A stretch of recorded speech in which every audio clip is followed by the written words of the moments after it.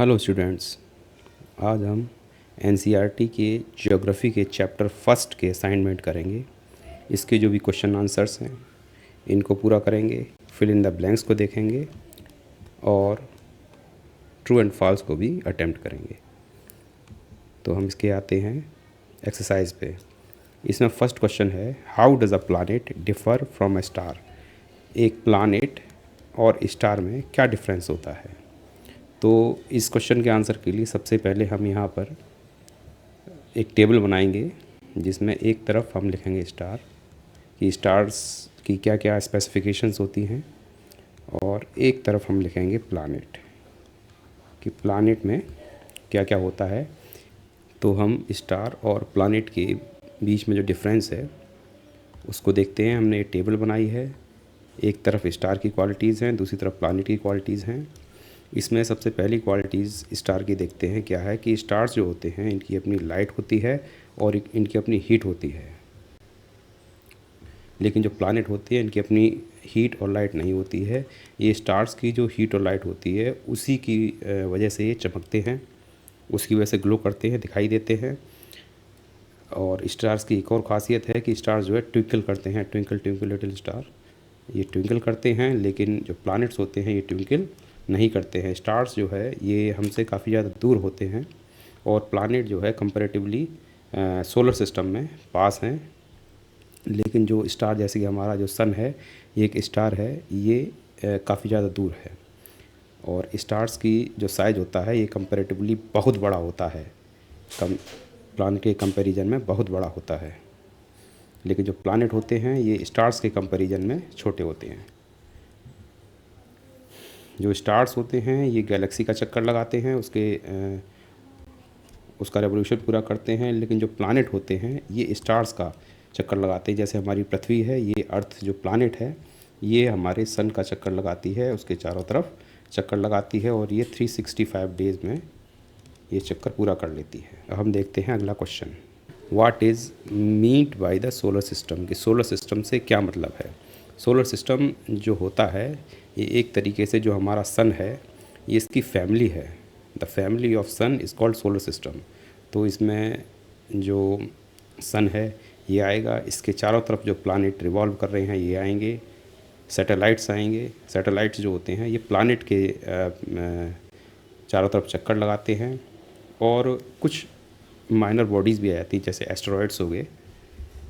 जो asteroid belt होती है ये मार्स और जुपिटर के बीच में पाई जाती है, तो ये सब सोलर सिस्टम में आता है। तो सोलर सिस्टम क्या है।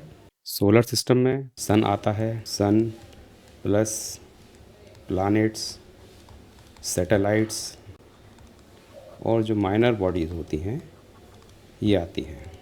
तो सोलर सिस्टम सन, प्लैनेट, सैटेलाइट्स और जो माइनर बॉडीज़ हैं ये इनसे मिलकर बना है हमारा सोलर सिस्टम, माइनर बॉडी। ठीक, नाउ थर्ड क्वेश्चन पे आते हैं, name all the planet according to their distance from the sun. Sun से दूरी के अनुसार, जिसकी जितनी ज़्यादा दूरी है उसके अनुसार जो है प्लैनेट्स को अरेंज करना है। तो सबसे पहला प्लैनेट जो कि सन के बिल्कुल पास है वो है मरकरी। मरकरी सन के बिल्कुल पास है। उसके बाद आता है वीनस, फिर आता है अर्थ जो कि हमारा प्लैनेट है। अर्थ को ब्लू प्लैनेट भी बोलते हैं क्योंकि इस पे पानी काफ़ी ज़्यादा पाया जाता है। जो ओशियंस हैं इनकी वजह से ये ब्लू दिखाई देता है, इस वजह से इसको ब्लू प्लैनेट भी कहते हैं। फिर आता है मार्स। मार्स के बाद में आता है जुपिटर जो कि सबसे बड़ा प्लैनेट है। जुपिटर के बाद में सैटर्न, और सैटर्न, यूरेनस, नेपच्यून। ओके, तो Mercury, Venus, Earth, Mars, Jupiter, Saturn, Uranus, Neptune. और पहले प्लूटो हुआ करता था प्लैनेट, लेकिन 2006 से जो प्लूटो है इसको प्लैनेट का जो टाइटल दिया जाता था इसको हटा दिया गया है। अब ये एक डार्क प्लैनेट है, तो इसको प्लैनेट की कैटेगरी में से हटा दिया है। तो Mercury, Venus, Earth, Mars, Jupiter, Saturn, Uranus, Neptune ये प्लैनेट्स हैं डिस्टेंस के आधार पर। यानी मरकरी जो है ये सबसे पास है, सन के सबसे पास है। उसके बाद वीनस, अर्थ जो है तीसरे स्थान पर है। मार्स, जुपिटर जो कि सबसे बड़ा प्लैनेट है, largest planet of our solar system is Jupiter, Saturn, Uranus, Neptune. अब इसके बाद हम नेक्स्ट क्वेश्चन करते हैं, why is the earth called a unique planet. Earth को यूनिक प्लैनेट क्यों कहा जाता है। अर्थ को यूनिक प्लैनेट कहने की सबसे बड़ी वजह है कि अर्थ पे लाइफ है, अर्थ हैज़ लाइफ। सोलर सिस्टम में ऐसा कोई दूसरा प्लानिट है ही नहीं जिस पे लाइफ हो।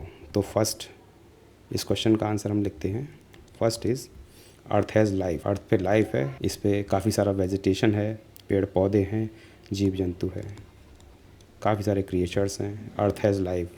सेकंड, इस पे ऑक्सीजन पाई जाती है और ओजोन पाई जाती है, जो कि सूरज की अल्ट्रावायलेट रेस से जो भी लाइफ है उसकी रक्षा करती है। और काफ़ी सारा पानी पाया जाता है, तो ये लाइफ को सस्टेन करती है। ठीक, और अर्थ ये ना ही ज़्यादा कोल्ड है, नाइदर टू हॉट और नाइदर टू कोल्ड, और कोल्ड भी नहीं है। ठीक है, ये बिल्कुल सूटेबल है लाइफ के लिए, ना ही ज़्यादा कोल्ड है ना ही ज़्यादा हॉट है। So earth is called a unique planet. Next question हम देखते हैं, why do we see only one side of the moon always. हमें चंद्रमा का सिर्फ एक ही हिस्सा क्यों दिखाई देता है? मून जो है पृथ्वी का चक्कर पूरे 27 दिनों में लगाता है, 27 दिनों में लगाता है, और अपनी ही एक्सिस पे ये चक्कर भी 27 दिनों में लगाता है। तो जिस वजह से ये एक ही साइड से पृथ्वी, इसका जो एक ही साइड है ये पृथ्वी की तरफ दिखाई देता है। अगर इसमें डिफरेंस होता रिवॉल्यूशन टाइम में और रिवॉल्व टाइम में, तो फिर इसका दूसरा हिस्सा भी दिखाई देता है। लेकिन क्योंकि इसका रिवॉल्यूशन टाइम और रिवॉल्व टाइम दोनों एक ही हैं, इस वजह से मून का एक ही हिस्सा हमें दिखाई देता है। Next question is what is universe. Universe क्या है? तो यूनिवर्स ये जितने भी सन्स स्टार्स हैं, जैसे हमारा जो सन है, स्टार्स का, प्लानेट का, जो भी सेलेस्टियल बॉडीज़ हैं इन सब का, सेलेस्टियल बॉडीज़ हैं इन सब का, जितनी गैलेक्सीज़ हैं इन सभी का एक कलेक्शन है, गैलेक्सीज़ का कलेक्शन है। Stars, planet, celestial bodies, galaxies, इसके सब के कलेक्शन को यूनिवर्स कहते हैं। ठीक है, इसमें कई करोड़ों अरबों गैलेक्सीज़ हैं, और गैलेक्सीज़ में कई करोड़ों अरबों सोलर सिस्टम होते हैं, स्टार्स होते हैं, सब अलग अलग सिस्टम्स हैं। तो दिस इज़ यूनिवर्स। अब हम आते हैं, ये जो ठीक द करेक्ट आंसर्स है इस पर आते हैं। The planet known as the earth's twin. ऐसा कौन सा प्लानिट है जिसे अर्थ की ट्विन कहा जाता है, यानी अर्थ की सिस्टर कहा जाता है? तो ये प्लानिट है वीनस। वीनस को अर्थ की सिस्टर कहा जाता है। क्यों? क्योंकि इसका मास और शेप करीब करीब अर्थ के ही जैसा है। जैसा मास अर्थ का है तो लगभग उतना ही मास वीनस का है, लेकिन वीनस पे टेम्परेचर बहुत ज़्यादा है क्योंकि ये सन के बहुत ज़्यादा पास है। So this Venus is called earth twin. Next question is which is the third nearest planet to the sun. तो ये है अर्थ। ठीक है, क्योंकि ऊपर जो हमने स्टडी किया था सबसे ज़्यादा पास है वीनस, उसके बाद आता है मरकरी, और उसके बाद आता है earth. Third question is all the planets move around the sun in a elliptical path होना चाहिए। यहाँ पे इलोंगेटेड की जगह इलिप्टिकल पाथ होना चाहिए, क्योंकि जो पाथ होता है ये सर्कुलर नहीं होता है, ये पूरा सर्कुलर नहीं होता है। तो यहाँ पे इलिप्टिकल पाथ होना चाहिए। इलिप्टिकल पाथ पे जो भी प्लानेट हैं ये सन का चक्कर लगाते हैं, क्योंकि जो सर्कल होता है ये कंप्लीट सर्कल नहीं होता है। जैसे ये सर्कल है तो प्लानेट का पाथ ये नहीं है। प्लानेट जो चक्कर लगाते हैं सन का एक इलिप्टिकल पाथ में लगाते हैं, कुछ इस तरीके से। ठीक, और इसके जो है दो फोकस होते हैं, एक फोकस ये और एक फोकस ये, और इसके एक फोकस पे सन होता है, एक किसी फोकस पे सन होता है, और जो भी प्लानेट है वो जो है चक्कर लगाता है। ठीक है, ये पूरा सर्कुलर नहीं होता है, ये इलिप्टिकल पाथ होता है। Next question is the pole star indicates the direction to the pole star.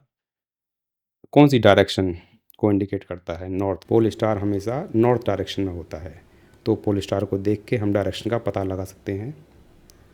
Next question is asteroids are found between the orbits of.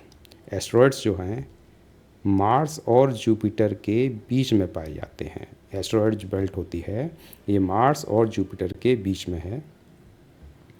Asteroids ये भी जो है सन का चक्कर लगाते हैं, और एस्टेरॉइड्स ऐसा माना जाता है कि जो भी प्लैनेट्स हैं या फिर जो स्टार्स हैं उसके टुकड़े होते हैं ये, जो कि उनसे टूटकर और सन का चक्कर लगाने में लगे हुए हैं। और जब भी कोई एस्टेरॉइड्स कोई भी एस्टेरॉइड्स ये चक्कर लगाते हुए अपने रास्ते से हट जाता है, एस्टेरॉइड बेल्ट से हट जाता है और किसी प्लैनेट के पास आता है या पृथ्वी के पास आता है, तो फिर ये उसके एनवायरनमेंट में प्रवेश करता है और एनवायरनमेंट में फ्रिक्शन की वजह से ये जलने लगता है और उसका कुछ हिस्सा ज़मीन पे कई बार गिर भी जाता है और कभी कभार ये पूरा का पूरा एनवायरनमेंट में प्रवेश करने पे जल जाता है। Next we see fill in the blanks. First is a group of fill in the blanks forming various pattern is called a. अच्छा, यहाँ पे आएगा a group of stars. A group of stars forming various pattern is called a constellation. Stars का ग्रुप जो कि अलग अलग पैटर्न बनाता है उसे कॉन्स्टलेशन कहते हैं। ठीक है, जैसे सप्तऋषि मंडल हो गया। A huge system of stars is called Galaxy. A huge system of stars is called A Galaxy कहते हैं। गैलेक्सी में हजारों लाखों करोड़ों तक तारे होते हैं। नेक्स्ट क्वेश्चन में पूछा गया है what is the closest celestial body to our earth. हमारी अर्थ के पास कौन सी सेलेस्टियल बॉडी है जो सबसे ज़्यादा पास है, तो वो है मून। मून अर्थ के सबसे ज़्यादा पास है और मून की दूरी पृथ्वी से 3,84,000 किलोमीटर है। 3,84,000 किलोमीटर है। And next is D is the third nearest planet to the sun. तो अर्थ है, अर्थ जो है third nearest planet to the sun है। तीसरा ग्रह है जो कि सन के सबसे ज़्यादा पास है, पहला मरकरी, दूसरा Venus and third is earth. Next is planet don't have their own heat and light. Planet के पास उनकी अपनी हीट और लाइट नहीं होती है। Okay, so we have completed fill in the blanks various questions. This chapter completes.